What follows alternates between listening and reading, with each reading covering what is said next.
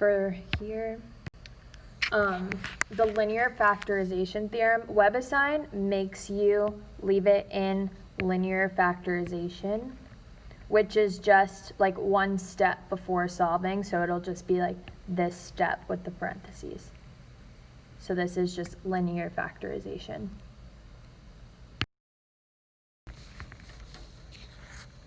So now let's look at some examples.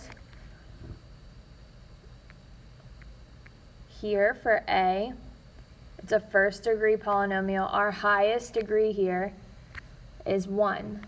So we know we're going to have 1, 0 here. So if we have x minus 2 is equal to 0, x is equal to 2. That's our only answer for this. For the second one, we have a second degree polynomial, so we're going to have 2 zeros here. So we need our factors of 9 that add up to -6, which would be what? -3 and -3. -3 and -3. So x minus 3 times x minus 3. This would be our linear factorization, but we're going to find out what our zeros are. So we just set them both equal to 0. So this is x minus 3 equals 0. X minus 3 is equal to 0. So we have x is equal to 3 and 3. So we have multiplicity here at 3. So we got our 2 zeros for this one. So when we have a multiplicity, do we say at 3, or do we just leave it like that? I mean, this one, it doesn't, like, it's not asking about multiplicity. We're just naming the zeros. So it's pretty much just to show that if you have an x squared, you're going to end up with 2 zeros. If it was a question about multiplicity, you would say, like, you have a multiplicity of 2 at 3. So since there's 2 3's, it would be a multiplicity of 2 at 3. Oh, okay. Skip 2 pages. All right. So the next one, we have a third degree polynomial, so we're going to have 3 zeros here. How would we factor this? What would be the first thing we need to do? You take out an x. Take out an x. So then we're left with x squared plus 4. So we can set both of these equal to 0. So we have x is equal to 0, and x squared plus 4 is equal to 0. X is equal to 0 is one of our zeros. And then for the second one, we would need to subtract 4 on both sides. So x squared is equal to -4. Then when we take the square root, so what do we get for x here? 2i. Just You 2i? get plus or minus. Plus or minus 2i. Plus or minus 2i. Perfect. So anytime we take the square root, we need to include that plus or minus. And then since it's a -4, we take out the negative and it becomes an I. So that we have 1 0 here and 2 zeros here, the positive and the negative. So this would give us 3 zeros.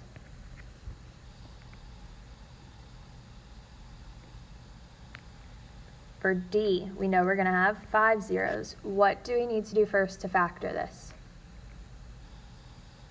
Take out an x cubed. Take out an x cubed. So our greatest common factor here would be x cubed. So then we're left with x squared plus 9. We do the same thing we did before, but we have x cubed is equal to 0, which... Does that mean there's 3 zeros? Yep. So there's 3 zeros. And then for the second one, we have x squared plus 9 is equal to 0. We subtract 9 on both sides. So x squared is equal to -9. We need to take the square root. What do we get for x? Plus or minus 3i. Yeah. Plus or minus 3i. Perfect. So we have 3 zeros here and 2 here, which gives us a total of 5.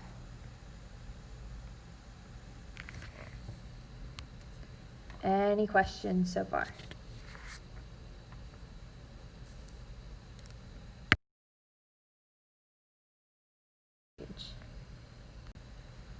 All right. How do we leave that one for?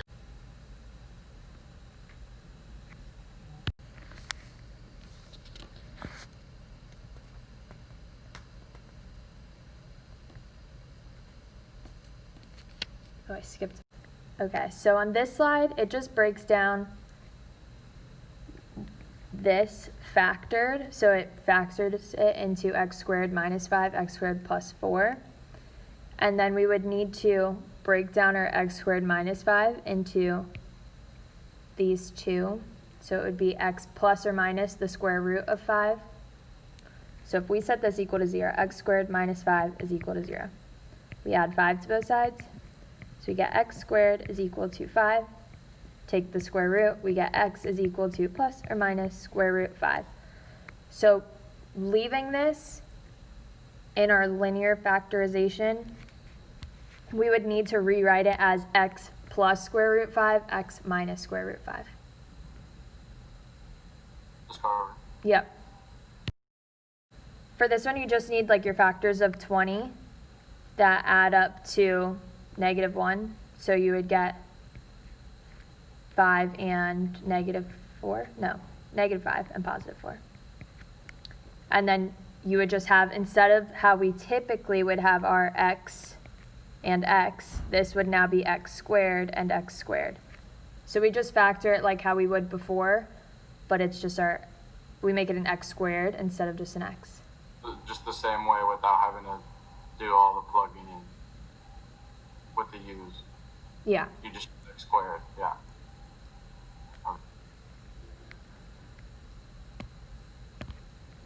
Okay, and then for this second, x squared plus 4, if we set this equal to 0, we would have x squared plus 4 equals 0. X squared is equal to -4. We take the square root, and we get x is equal to plus or minus 2i, and then that's how they came up with these two parentheses here.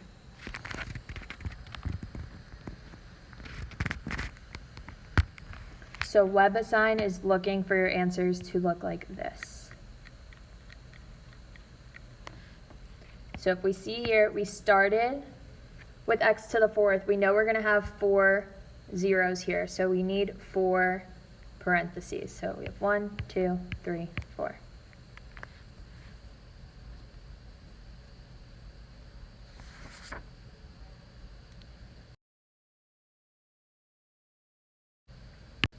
All right, we have 4 more examples. So looking at 1, how do we start factoring this? Where can we start? By taking out an x. We can take out an x, and then we're left with x cubed plus 3x squared minus 13x minus 15. So now we can ignore the x outside for now and just focus on what's inside. How do we factor what's inside of our parentheses?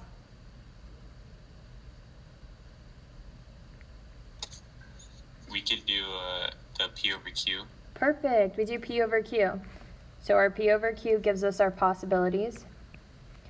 Our factors of our constant would be 15, 5, 3, And 1. and 1.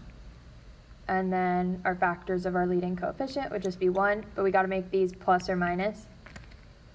So what should we try first? 3. Let's try 3. So our coefficients that go inside of our box are going to be 1, 3, -13, and -15. So 3 times 1 is 3. 3 plus 3 is 6. 3 times 6 is 18. 18 minus 13 would be 5, No way. right? 5. And then 3 times 5 would be 15. Good guess. So 3 works. And now we're left with x squared plus 6x plus 5. Can we factor this now? Yes. Yep, so what are 2 factors of 5 that add to 6? 1 and 5. 1 and 5. X plus 1 and x plus 5. So if we're leaving it as the complete linear factors, we would have x plus 1 times x plus 5, and then we would need the x minus 3 from here, because we plugged in 3. If we're listing our zeros, so to state the zeros, we would list them as 0, -1, -5, and 3. Ms. Carver? Yes.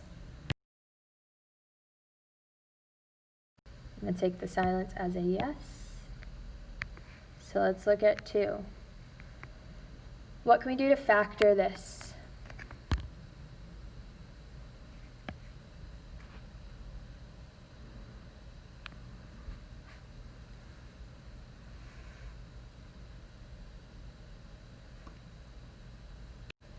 If we tried to factor by grouping, we would need to take out what's in common and be left with what's in the parentheses. And we need that to be the same. So if we took out x squared out of the first one, because that's the only thing that we have in common, we have x minus 7. We would need to take out something here to be left with x minus 7. But we can't. So that wouldn't work for this one. So you just use the P over Q for the synthetic division, right? Yep, so we can do P over Q. So we have 40, 20, 10, 5, 4, 2, 1, 8. Am I missing anything else for factors of 40? Nope. Okay, and then these are plus or minus. And then we need our factors of our coefficient, which is just plus or minus 1. All right, what can we try first? 4. 4. And then what goes in the box? 1, -7, 2, and 40. Perfect. So 4 times 1 would be 4. Minus 3. Then we got -12, -10, and -40. So we get 0. So 4 works. Perfect. Great guess. So 4 is going to be one of our zeros. And now we're left with x squared minus 3x minus 10. Can we factor this? Yeah, with -5 and +2. -5 and +2. So we have x minus 5 and x plus 2. So if we were leaving this as our linear factors, we would say x minus 5 times x plus 2 times x minus 4. And then listing it as our zeros, we have x is equal to 5, -2, and 4.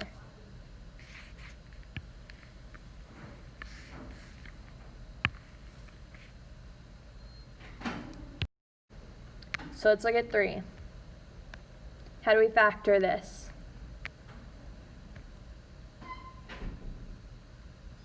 You do synthetic division again. Yeah, P and Q. Q. Do we have 2 factors of 6 that add up and give us 7? Well, yeah, 6 and 1. 6 and 1. So we could do P over Q, but we don't need to because we can factor it this way. So then we have x squared and x squared plus 6 and plus 1. Now we need to set these both equal to 0. So we have x squared plus 6 is equal to 0. We subtract 6 on both sides, so x squared is equal to -6. Take the square root. So what do we get for x? Plus or minus 2 times square root of 3. Or 2i squared. 2i. Yeah. So 6 breaks down into 2 times 3, but we don't have any pairs of anything that we can take out. Yeah, so it's just -6, right? Or square root of -6. Well, we can take out the I. So Oh, yeah. it would be I square root of 6. So plus or minus I square root 6. Then for our second one, we have x squared plus 1 is equal to 0. X squared is equal to -1. Take the square root. So what do we get for x? I mean, plus or minus I square root of 1. What's the square root of 1? Oh, yeah. So it's just I. So just plus or minus I. The square root of 1 is 1, and we don't need to say 1 times I, so it's just I. Yeah. So now listing this as our linear factors, we would just say x plus I square root 6 times x minus I square root 6 times x plus I times x minus I. And then our zeros would be I, negative I square root 6, and negative I square root 6. So we don't have to put the 1 in front of the I. Right. It's like putting 1 in front of x. You don't need it.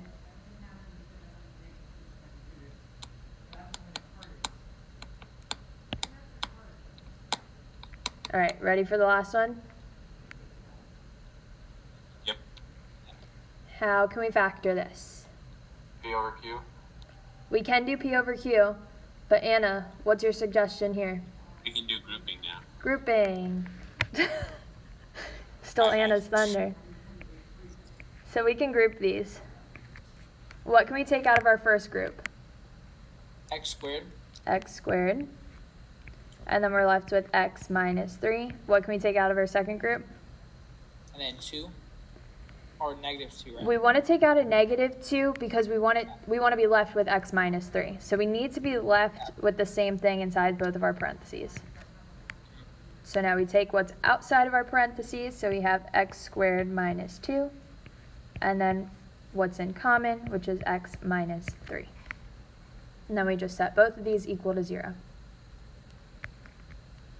So we have x squared minus 2 is equal to 0. X squared is equal to 2. Take the square root. What do we get for x?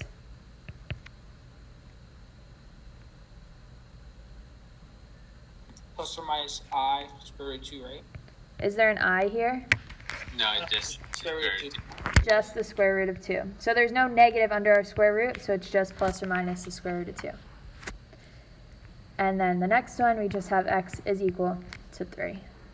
So our zeros here, or our linear factors first, would be x minus square root 2, x plus square root 2, and x minus 3. And then our zeros would be square root 2, negative square root 2, and 3.